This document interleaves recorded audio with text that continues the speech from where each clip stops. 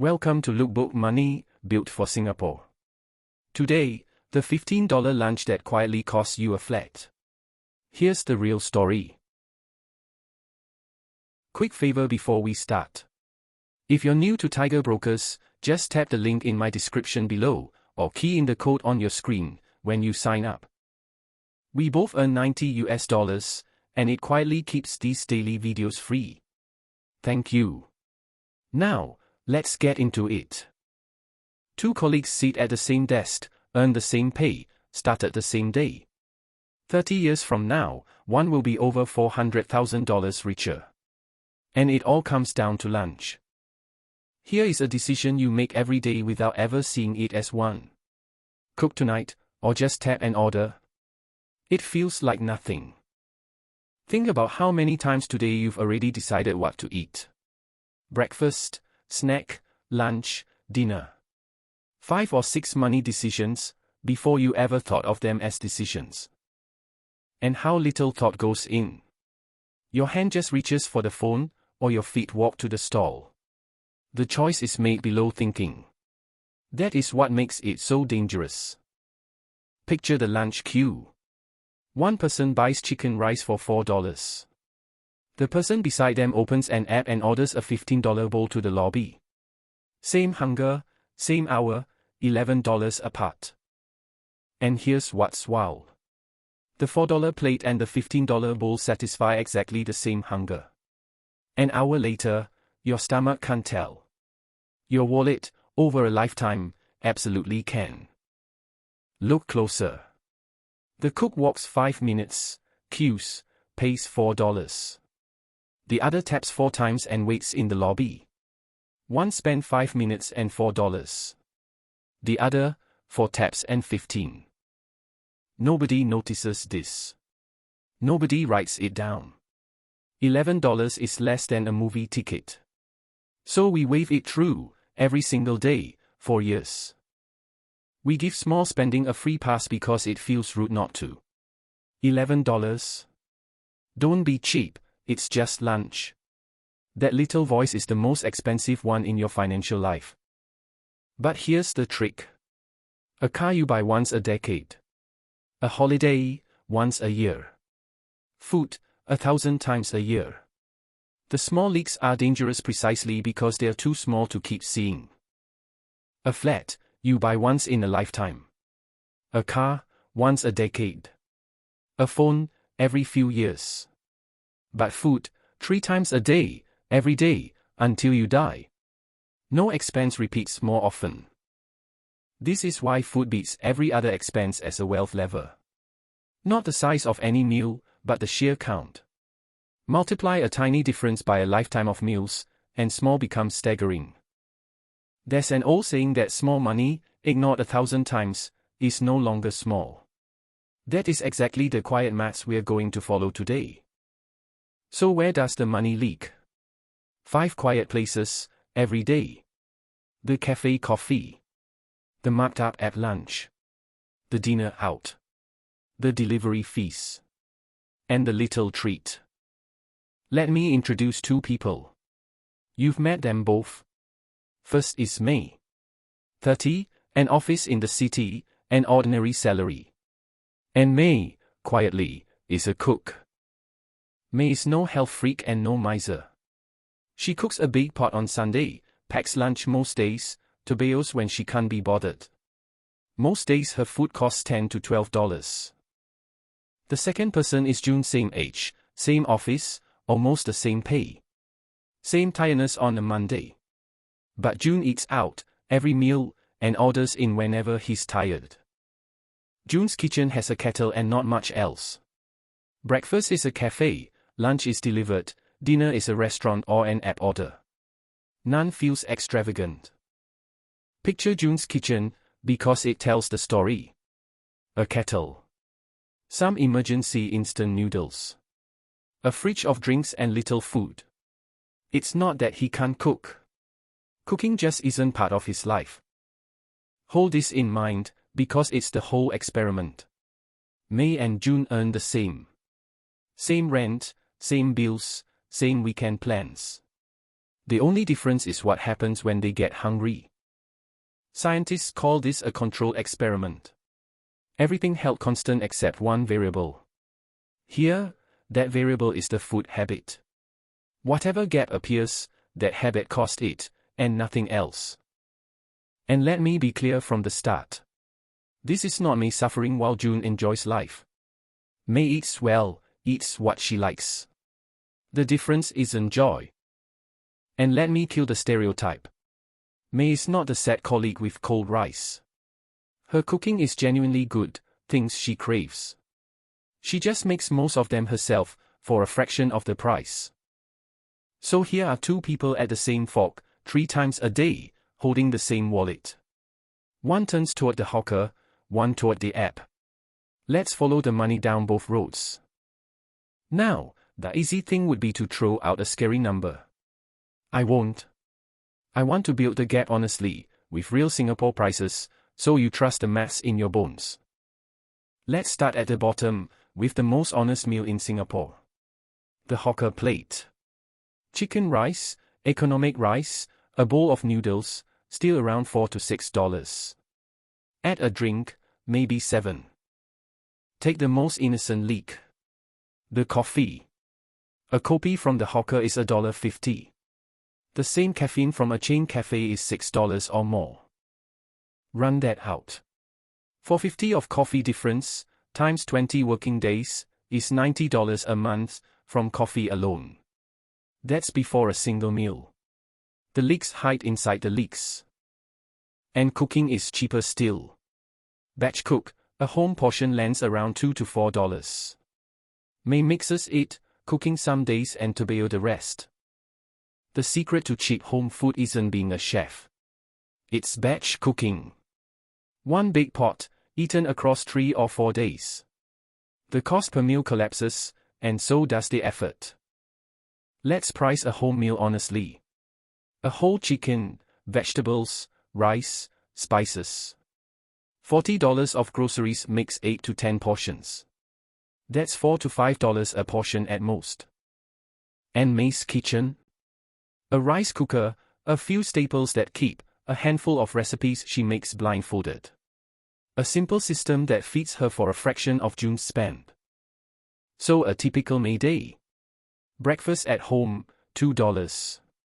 Packed lunch from last night, $3. Dinner cooked or tabao, $5. Coffee she makes herself. All in, near $11. Now June's day. It starts at a cafe. A flat white and a pastry, $8 to $14 before he's sat down. A lovely ritual, and the priciest breakfast there is, 5 mornings a week. That cafe breakfast deserves a closer look. A flat white and avocado toast can run $16. Done 5 mornings a week, that ritual alone is $320 a month. Just breakfast. Lunch and dinner out, at a casual restaurant or city food court, sit around $15 to $25 a head with a drink. June isn't being fancy. And notice the city markup. The same noodles cost $4 in the heartland and $12 in a town food court. You're not paying for better food. And the drinks, the quiet tax on every meal out. A canned drink costing 80 cents in the supermarket is 3 or 4 in a restaurant. And on tired days, June orders in. Here's the sneaky part. The food is already priced higher on the app. Then a delivery fee. Then a service charge. Delivery is the heaviest leak, because it stacks 3 costs. A marked up menu, a delivery fee, a service charge. All in, a delivered meal often runs 30 to 50% above eating in. And here's why. The platform takes a big cut from the restaurant, often around 30%. So the restaurant raises its ad prices to survive. Let's pull one order apart. A $12 bowl in the shop becomes $15 on the app. Add a $4 delivery fee. Add a service charge. Suddenly your $12 dinner is $20 and a bit. And a trap inside the app. The minimum order. You wanted a $12 bowl, but the minimum is $18, so you add a side you didn't want. And then the creep nobody budgets for. The small treat. The bubble tea at 3. The extra side. The dessert. None is the meal, but each quietly adds $3, $4, $5 to the day. The treat creep is the sneakiest, because each one feels earned. You work hard, so the bubble tea. It's Friday, so the cake. None is wrong. But unwatched, they become a second food budget. So add up a real June day. Cafe breakfast, 11. Lunch out, 18. Dinner out, 20. A treat, 4. Some days less, some more. The middle sits near $30 to $35. So stack June's honest day. Cafe breakfast, marked up lunch, dinner out, drinks, a treat. None feels like splurging in the moment. It's only when you total the column that the number makes you sit up. Lay one ordinary day beside the other. Same hunger, same hours, same office.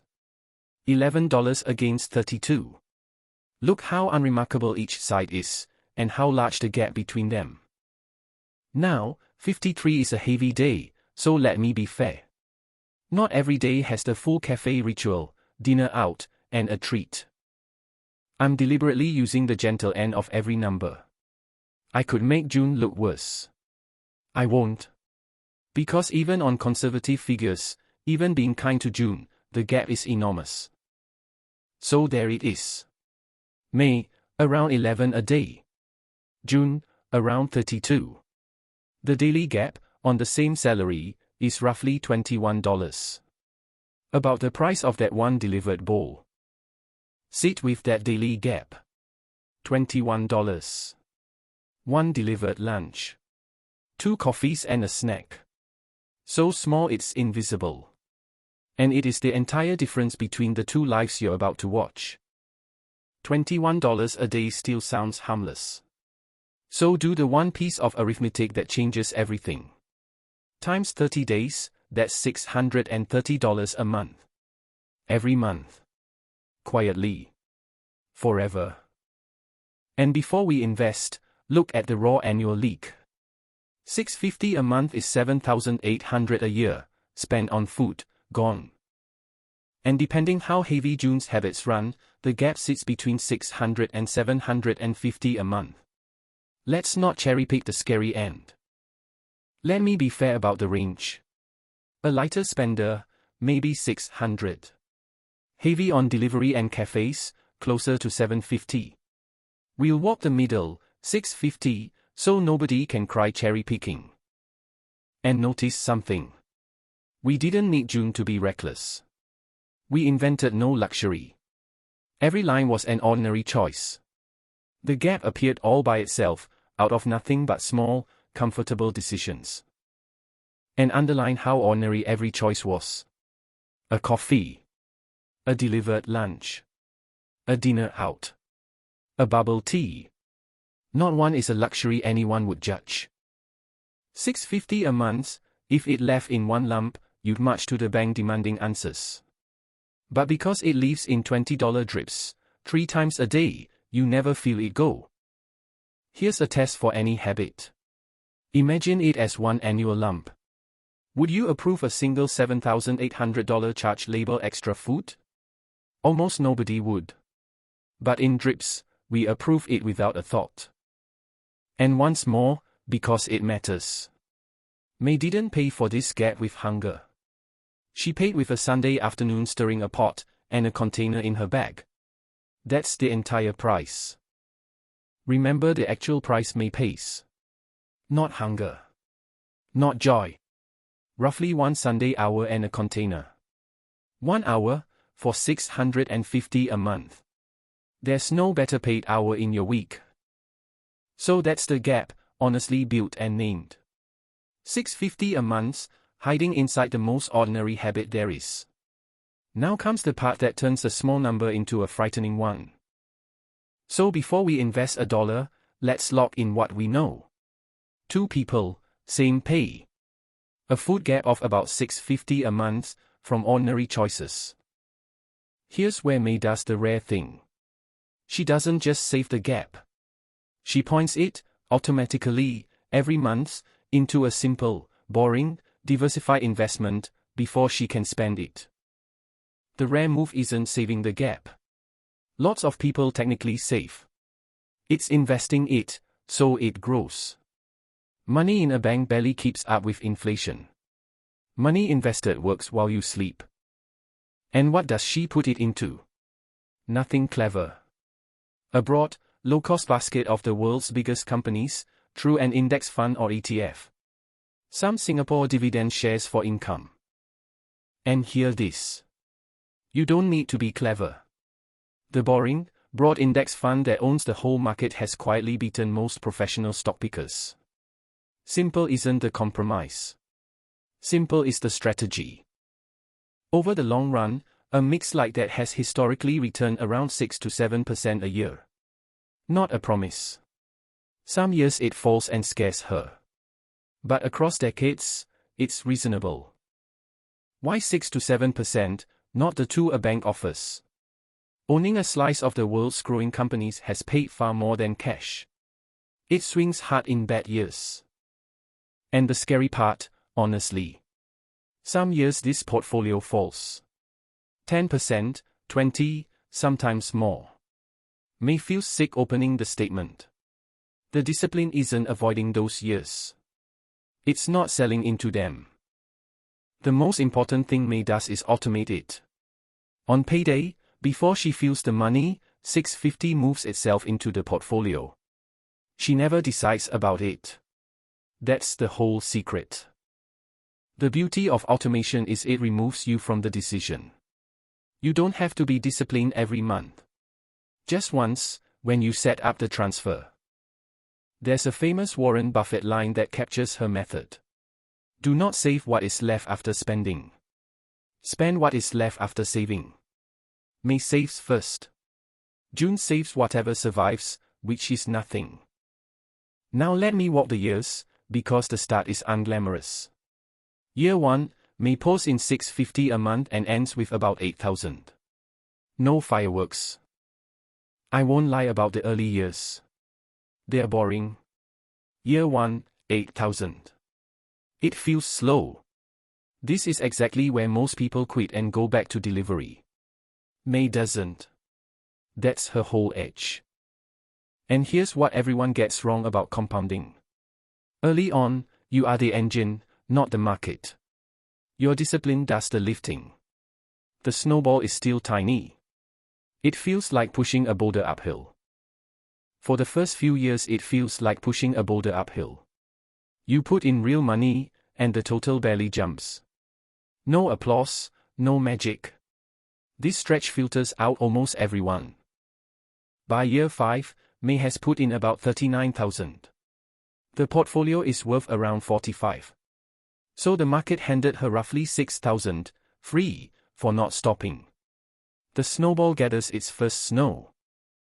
By year 5, something real has happened. The market handed May a few thousand she didn't work for. Small, but the first proof the snowball is alive, that it can roll a little on its own. Push to year 10. May has contributed about 78,000. But the portfolio is worth around 107,000. The extra 29,000 is pure compounding. The gap is now 6 figures. 107,000 after 10 years. Remember where it came from. Not a business, not a bonus, not a windfall. The difference between cooking and ordering. Stop and feel that. $100,000. From lunch. May didn't earn more than June. She just pointed the same river of small money at a different sea. Now the magic. Past year 10, the snowball is big enough to roll on its own. For the first time, the portfolio earns more in a year than May puts in. And then the tipping point. The year the portfolio's own growth overtakes May's contributions. From there, the heavy lifting shifts off her shoulders onto the markets. She barely changes a thing. By year 20, the numbers stop looking like savings and start looking like wealth. May has put in about 156,000. The portfolio is worth around 320. Year 20 is where it flips. In a single year, the portfolio earns more than May contributes. The money she saved years ago now out-earns the money she saves today. Look at the shape. The line is no longer a gentle slope. It's bending upward, faster and faster, even though her contribution is the same boring 650. That bend is compounding, fully awake.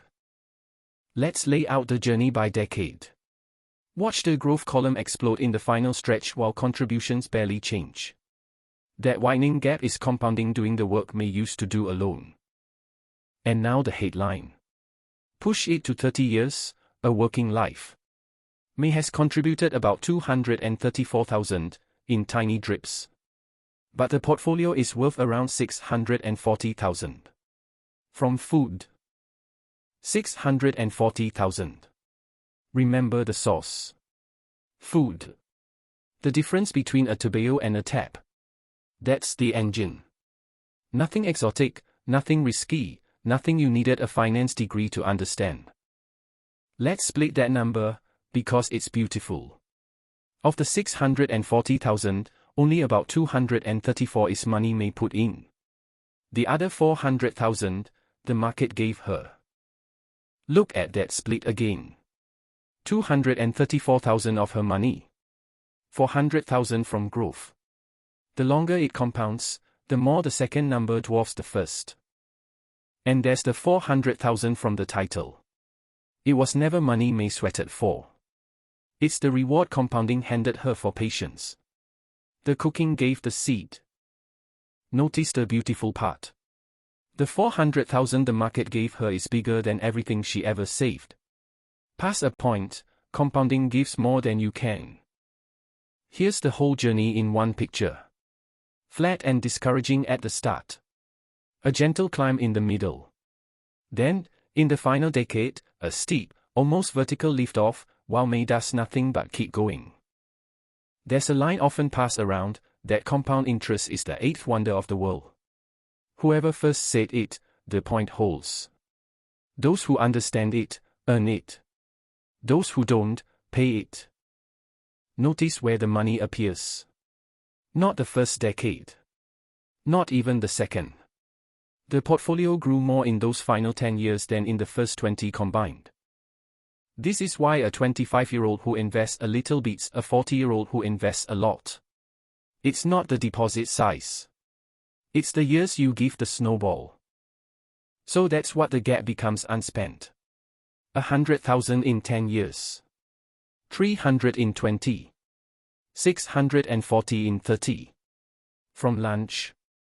Now let's find out what happened to June.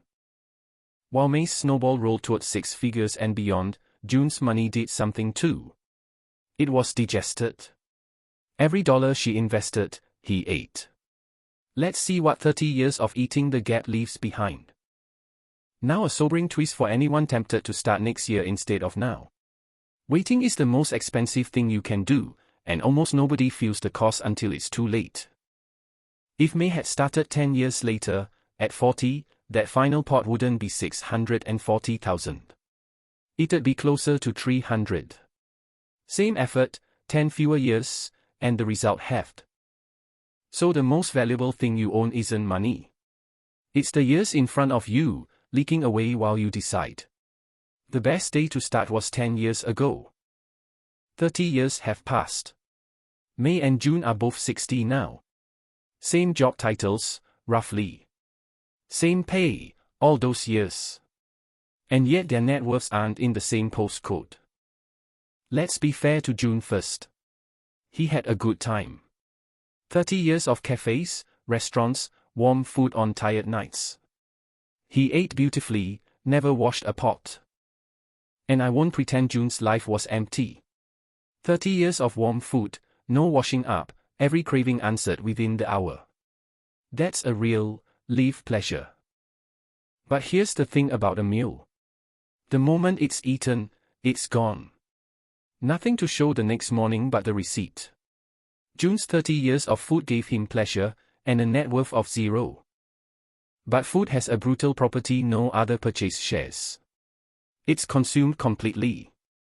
A car you can sell, a flat you live in for 50 years. Here's a sad image.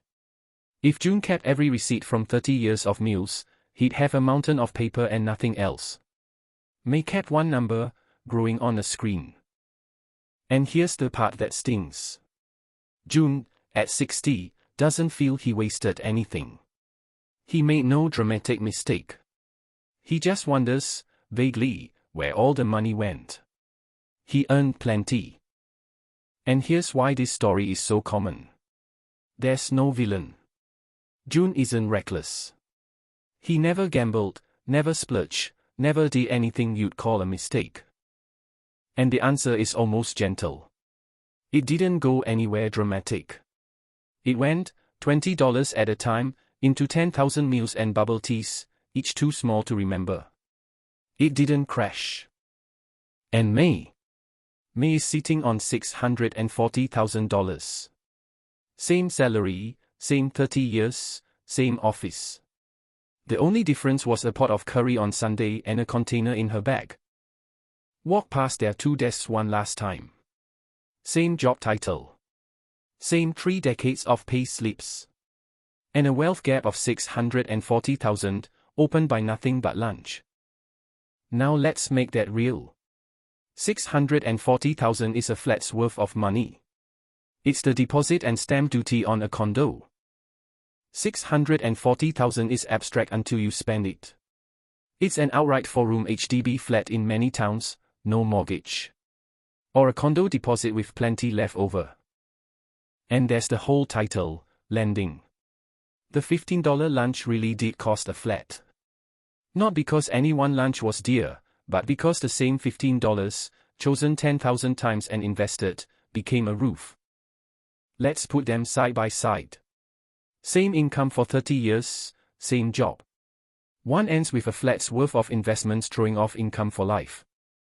Run your eye down that table. Spent on food, June far more. Saved, June nothing. Owns now, June memories, May a flat. Every row tells the same story. And look closely, because people miss this. June didn't just save less. He spent more, far more, on the food itself. Around $350,000 over 30 years. Read it again and feel the sting. He spent more on food, roughly $350,000 against May's $120,000. He paid more, to end up with less than nothing. That's the cruel symmetry.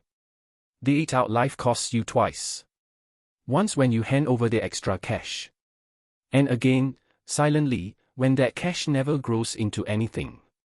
The bill, plus the lost future. Let's name the double cost, because naming it is the cure. The habit takes on the way in, and again on the way out. And May's $640,000 isn't a finish line. It's an engine. At a careful 4% draw, it throws off around $25,000 a year, for life, without touching the core. And this should change how you see it. May's $640,000 is not a pile she'll spend down. It's an engine, paying her around $25,000 a year, while the core keeps growing. Why around $25,000? A well-known guideline says you can draw roughly 4% of a portfolio a year and have it last a long retirement. So that's the reveal. A flat, built from lunch, while the bigger spender wondered where the money went. But if I stopped here, I'd be lying by leaving half the truth out. Now, if all I did was make May the hero and June the fool, you'd be right not to trust me. So let me spend real time on the other side, because that's where the wisdom lives. I need to slow down and be completely straight. This is the part most money videos skip, and the most important. Eating out is not a sin. Let me say it plainly. Eating out is not a moral failing. Cooking is not a badge of virtue.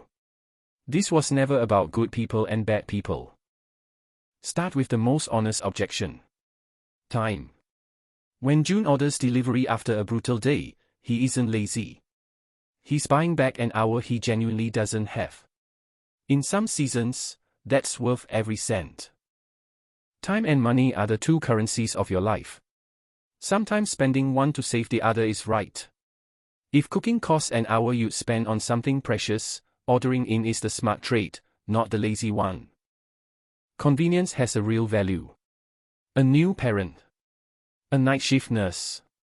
Someone caring for an elderly mum. For them, delivery isn't indulgence, it's survival. And there are seasons where you should just order. A newborn at home. A grief you're surviving. A stretch of work eating you alive. So here's my honest permission slip, and I mean it. There are days you should just order and feel zero guilt. The principle bends around your life. And the bigger truth. In Singapore, food isn't fuel. It's the culture. The hawker center is our living room. A plate of char kway teow is a memory of your grandmother. And let's honor what food means here. Our hawker culture is recognized by the world as precious, where rich and poor eat side by side. Cooking most days doesn't abandon that. Think where your friendships happen. Almost all of them, around food. The supper after a bad day. The birthday dinner. The long lunch where someone finally opens up. Run your own memory. The friendships that lasted, the moments that mattered, almost all happen around a table with food on it. That's not a leak to plug. There's a piece of wisdom worth carrying. A wealthy life is not the same as a rich bank account. Don't win the money and lose the living. So the answer was never all cooking or all eating out. It's a balance, tilted sensibly. Cheap and frequent at the base, generous and joyful at the top. So if the good meals aren't the problem, what is? The silent ones. The third delivery this week, out of habit, not hunger. The cafe breakfast you don't taste. So zoom in on the real enemy. Not the joyful meal. The autopilot one. The delivery you ordered without tasting. The cafe run that's pure reflex.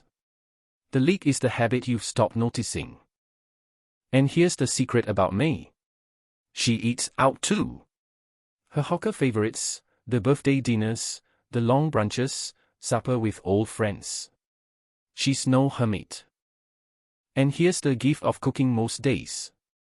It makes your treats guilt-free. May's base is so cheap that when she eats out, she orders what she wants and doesn't flinch. That's the real distinction.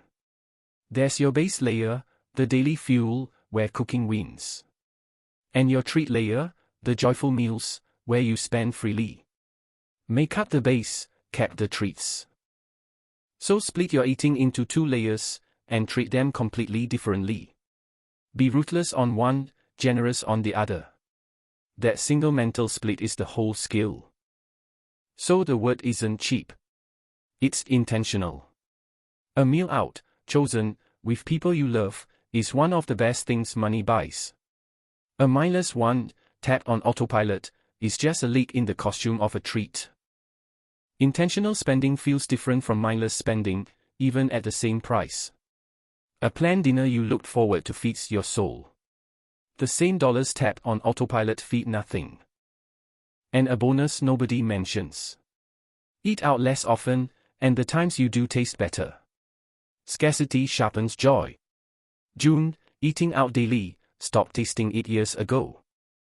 And let me say this plainly. This is an educational story, not financial advice. I don't know your life, your job, your family. Maybe cooking is impossible right now. And I don't know your circumstances. Maybe you've got 3 kids and a full-time job and nightly cooking is laughable. Then don't. Cook twice a week. Tabao the rest. And one more honest line. None of this is personal financial advice. It's a way of thinking, shown through one very Singaporean habit. Your numbers, your life, your choices are yours. Because here's what I never want. I never want you to eat sad food to hit a number. A life of joyless containers, refusing every invitation. That's not wealth. Because a life spent counting every cent, refusing every dinner, eating sad food alone to hit a number, is not a wealthy life. It's a poor one with a big balance. So hold both truths at once. The gap is real and enormous. And eating out is real joy you should never give up entirely. The art is keeping the joy and closing the leak. Enough theory. Let me give you the actual playbook, the thing you can start this week, written so plainly there's no excuse not to begin. None of it needs willpower you don't have. Let's bring this home, into things you can do on Monday. It comes down to one old line. Small leaks sink big ships. The fix isn't to plug every leak and live in misery. The whole episode fits one old phrase. Small leaks sink big ships. The food habit is the smallest leak aboard, which is why it sinks so many. Benjamin Franklin said it 3 centuries ago. Beware of little expenses, because a small leak will sink a great ship. The food habit is the smallest leak there is, and it's never been truer than at a food court. Step 1. Cook most days, not every day. You don't need to be a chef. You need a few easy meals on repeat, a rice cooker, and the habit of making extra for tomorrow's lunch. Here's the truth about cooking. You don't need 100 recipes. You need 5. 5 meals you can make half asleep, that you like, on rotation. Master 5, and you've solved most weekday eating forever. Start with one ritual. A Sunday afternoon, cook one big pot of something you love, pack it into containers. That single hour, done weekly, handles most of your lunches and a chunk of your dinners. Step 2. When you don't cook, tabao from the hawker instead of opening the app. A $4 hawker plate and a $15 delivered bowl fill the same stomach. And on no-cook days, the hawker center is your weapon, not the app. A full, delicious meal for $4 to $6, made by an expert. Here's a slightly radical one. Move the delivery apps off your home screen. Not deleted, just harder to reach. That 5 seconds of friction breaks the autopilot tab. Step 3, the joy step. Eat out on purpose. Pick your meals out and make them count. The birthday dinner, the supper with friends, the dish you love. Here's a lovely way to do the treat step. Give yourself a fixed, generous eating out budget every month, spend guilt-free. Inside it, you're free. Outside it, you cook. Freedom with a fence. Step 4, the one that does 90% of the work. Automate the gap. A standing transfer on payday that moves your food savings into a low-cost index fund, before you see it. And the how is simpler than people fear. A low-cost global index fund or ETF, bought automatically each month through a regular savings plan, via your bank or a brokerage. And the golden rule. Pay your future self first. The transfer goes out on payday, before rent, before fun. You build your life on what's left. There's always something left, once saving isn't optional. So there's the whole plan, on one card. Cook most days. Tabao instead of tapping. Eat out on purpose, with joy. And automatically invest the gap. For small habits. For habits, and not one requires misery. Cook most days. Tabao the rest. Eat out on purpose. And automate the gap. Do those 4 things and you're on a different trajectory than the person beside you. So here's the plan as 4 pictures. A pot for cooking. A bowl for the tabao. A heart for the meals you choose. A lock for the money you automate. And you don't have to find $6.50 overnight. Cook 2 more nights a week, invest the gap that frees, even if it's $200 a month. And don't let the big number paralyze you. You start with whatever you can. Cook 2 extra nights, invest the $80 it frees. The amount barely matters at the start. And don't wait until you can invest the full gap. Snowballs don't start big. Invest $50 a month if that's what you've got, and raise it as you cook more. Because here's the deepest truth. What grows your money isn't the size of the gap. It's the years you give it. A small amount, invested early and left alone, beats a big amount started late. Don't believe small amounts matter? Watch. Just $200 a month, a fraction of the gap, invested for 30 years, climbs to around $200,000. The amount was never the point. And the most important comparison in the episode? Someone who invests a small amount early beats someone who invests a large amount late. The early starter wins with less effort. And the real lesson was never about food. Food was just the clearest example of something everywhere. The small, frequent, invisible habit. The same maths runs through your coffee, subscriptions, taxis, impulse taps. Once you see this in food, you'll see it everywhere. The unused subscriptions. The convenience taxis. The midnight impulse taps. Food is just the clearest teacher. And once your eyes are open to the food leak, look around. The same pattern is hiding all over your life. Find your own small, frequent leak. So picture them one last time, at 60, at 2 tables. June at a nicer restaurant, a little anxious about retirement. May at the hawker center with friends, relaxed, because the gap she closed now pays for her seat. And sit with that final image. Both at 60. June at a fine restaurant, worried whether he can retire. May at the hawker with friends, at peace, because the gap she closed decades ago pays for her seat. So here they are at 60, one last time. Same start. Same pay, always. One on a flat's worth of freedom. One on a lifetime of lovely, vanished meals. And notice, May is the one at the hawker center, eating cheaply, looking happier. That's the paradox. The cheap meal wasn't the sacrifice. It was the freedom. Hold the paradox of this episode. The person who spent less on food could afford more of everything else, for life. Frugality at the base didn't shrink May's world. It opened it up. So let it land one final time. $400,000, and then some. Not from a windfall, not a race, not a clever stock pick. From the difference between cooking a pot of curry and tapping an app. So that's the 400,000, dragged into the light. It was always there, hiding inside your most ordinary habit. The only thing between June and that flat was the decision to see the leak and close it. So here's the one sentence to carry out of all of this.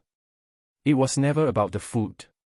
It was about seeing the small, silent leak everyone walks past, and quietly turning it into a flat. So next time you stand in that lunch queue, you don't have to choose misery. Just choose with your eyes open. Cook a little more. Tabao a little more.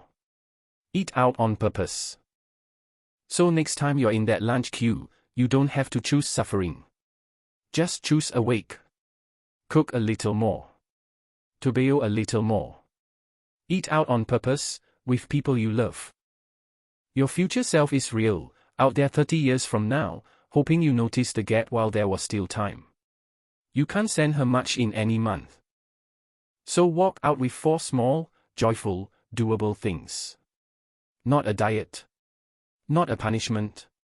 Just 4 habits that quietly bend your whole financial life in a better direction, starting with your very next lunch. Thanks for watching.